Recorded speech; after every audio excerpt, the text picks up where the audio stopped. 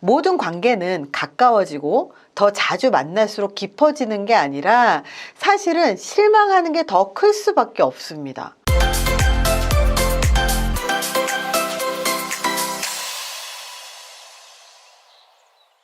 관계가 망가졌다는 신호 4가지 알려드릴게요. 우리가 새로운 관계를 맺기 시작을 할 때 친구 관계든 비즈니스 관계든 처음에는 서로 관계가 더 좋아질 거라고 생각을 하죠.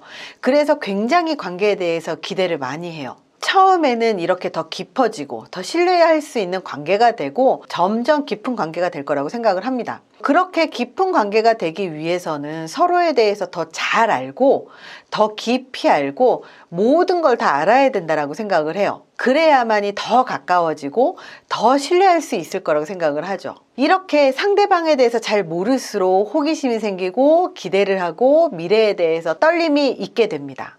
하지만 친해지면 친해질수록 상대방에 대해서 알면 알수록 자주 만나면 만날수록 모든 관계는 그 관계가 일상이 되고 익숙해지게 되고 그러면 상대방의 단점이 보이기 시작을 하죠. 상대방의 단점이나 결점이 보이면 우리는 그 결점을 고쳐야 우리의 관계가 더 발전될 것이라고 생각을 하는 사람들이 있어요. 저 사람이 저것만 아니면 우리 관계는 더 나아질 거야 이렇게 생각을 하는 거죠. 이렇게 둘 중에 한 명이 상대의 단점이나 결점에 대해서 지적을 하고 그리고 그 상대방의 단점에 대해서 개선을 하라고 조언을 하기 시작을 하면 오히려 상대방은요 나와의 관계를 포기하고 말지 그 결점을 개선하려고 생각하지 않을 수가 있어요. 모든 관계는 가까워지고 더 자주 만날수록 깊어지는 게 아니라 사실은 실망하는 게 더 클 수밖에 없습니다. 모든 사람은요 장점이 한 가지면 단점은 7, 8가지가 되는 게 모든 인간이 갖고 있는 거거든요. 그렇기 때문에 오래 알고 깊이 알수록 실망하는 건요 너무너무나 자연스러운 거예요. 우리가 처음에 기대했던 건 우리의 상상이 기대를 하게 만든 거지 실제 그 사람이 아니에요. 바로 이렇게 관계에 대해서 익숙해지고 결점이 눈에 보이기 시작할 때 가장 바람직한 관계는 상대방의 결점을 이해하고 받아들이는 게 중요합니다. 받아들이지 못하는 결점이나 단점이 있다면 협의를 해나가는 게 너무나 필요한데 사람들은 누구나 바람직한 관계로 나아가는 게 아니에요. 관계가 망가지기도 하죠. 이렇게 관계가 망가져가고 있다는 신호가 있습니다. 4가지가 있어요. 그 첫 번째가 뭐냐면 상처만 남기는 비난과 비판이에요. 머리가 나쁘면 생각을 좀 해봐. 너 그렇게 게으른데 밥은 왜 먹어? 살만 찌게? 이렇게 비난을 하고 마음에 상처를 주면 더 이상 상대방은 내가 그 사람을 사랑하지 않는다고 당연히 생각하게 되겠죠. 아무리 사랑을 해도요 이렇게 비난을 하고 상대방의 마음속에 상처를 주는 순간 이 관계는 깨지지 않을래야 깨지지 않을 수가 없어요. 이럴 때는 즉석에서 계획을 간단하게 써보는 게 좋습니다. 서로 더 나은 관계를 위해서 관계의 문제를 서로 협의해 나가는 것은 자연스럽고 바람직한 일이에요. 상대가 정리를 잘 하지 못한다면 가볍게 말을 할 수 있어요. 지나가는 길에 자꾸 흔적이 남아. 네가 어디를 다녔는지 다 알게 돼. 이렇게 가볍게 얘기를 할 수가 있고요. 진지하게 대화할 수도 있어요. 자리를 좀 정리했으면 좋겠어. 이렇게 가볍게든 진지하게든 이야기를 해서 이 관계에서 문제가 있다는 사실을 알려줘야 돼요. 이렇게 협의를 하는 건 아주 좋은 방법이면서 관계가 더 깊어지고 발전될 수 있게 하는 아주 좋은 방법입니다.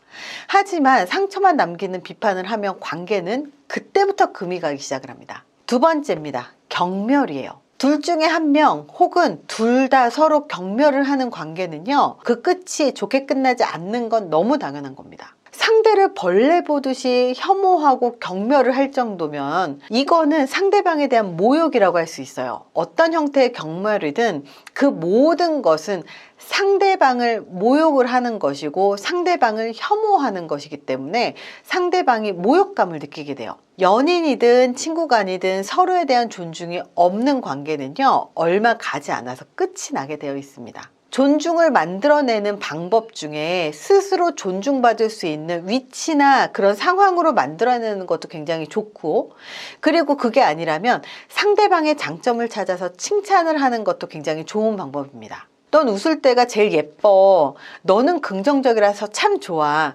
이렇게 상대방의 장점을 찾아서 칭찬을 하고 이 칭찬을 받은 사람도 상대방도 칭찬을 하려고 노력을 하고 바로 본래 있었던 친해질 수 있었던 바로 그것을 찾아서 계속해서 존경심을 만들어 나가야 해요. 그리고 존경심도요, 계속해서 유지하고 발전해 나가야 됩니다. 자, 세 번째입니다. 방어적인 태도. 실수를 했을 때 그 실수를 인정하지 않고 합리화하고 무마하려고 하는 건 너무 흔한 일이죠. 문제가 생겼을 때 문제를 해결하지 않고 변명만 하고 합리화만 하고 대충 넘어가려고 하면 상대는 실망하고 더 이상 관계를 유지하고 싶어 하지 않아요. 실수를 했다면 방어적으로 행동하고 합리화하고 변명하지 마세요. 실수를 했을 때 가장 바람직한 방법은요, 제대로 사과하는 겁니다. 사과만 해도요, 아주 쉽게 넘어갈 수 있는 일도 방어하고 합리화하고 변명하잖아요. 그러면 그 자체만으로 굉장히 실망감을 준다는 사실입니다. 자, 네 번째는요, 소통하지 않으려는 태도. 서로 갈등이 생길 수밖에 없어요. 모든 관계는 싸울 수 있고요. 모든 관계는 갈등이 생길 수밖에 없습니다. 상황적이든 감정적이든 뭐가 됐든 익숙해지고 그리고 서로의 습관이 드러나게 되고 서로의 지금까지 생활 습관이 고스란히 나오게 되거든요. 바로 이런 갈등에서 대화를 하지 않으려고 하고 대화를 해야 하는 상황에서 회피를 하려고 하잖아요. 그러면 대화는 조금씩 줄어들고 대화가 줄어들수록 두 사람의 관계는요, 돌이킬 수 없게 됩니다. 사실 모든 관계는요, 대화의 단절이 곧 관계의 단절이 됩니다. 싸우는 걸 두려워하시면 안 돼요. 싸우는 걸 두려워하는 이유는 제대로 잘 싸우지 못하기 때문이에요. 문제의 핵심을 해결하는 게 아니라 감정이 상하고 이 감정을 건드리기도 하고 말꼬리 잡기를 시전하기도 하죠. 관계를 회복하기 위해서는요, 진지하게 들어주고 진지하게 말을 해야 되고요. 이 합의점을 찾아보려고 노력해야 돼요. 우리는 더 잘 만나기 위해서 갈등이 생기는 부분을 해결하려는 거지 만날 필요가 없으면 갈등을 해결할 필요가 없습니다. 그래서 우리는 더 잘 만나기 위해서 합의점을 찾기 위한 이 갈등 해결이라는 것을 기억하십시오. 합의점을 찾아보고 합의점이 없을 때 어떻게 하면 개선할 수 있을지 서로 고민해보는 과정에서 신뢰는 생겨난다는 사실을 기억하셨으면 좋겠습니다. 이번 영상에서는 관계가 망가졌다는 신호 4가지에 대해서 말씀을 드렸는데요. 관계가 망가지는 이 신호들을 발견을 하고 어떻게 하면 우리가 더 잘 관계를 유지하고 더 좋은 관계가 되기 위해서 무슨 행동을 어떻게 해야 될지도 함께 알려드렸으니까요. 이번 영상을 통해서 더 좋은 관계를 맺는 방법에 대해서 배우셨으면 좋겠습니다. 이번 영상이 도움이 되셨길 바랍니다. 감사합니다.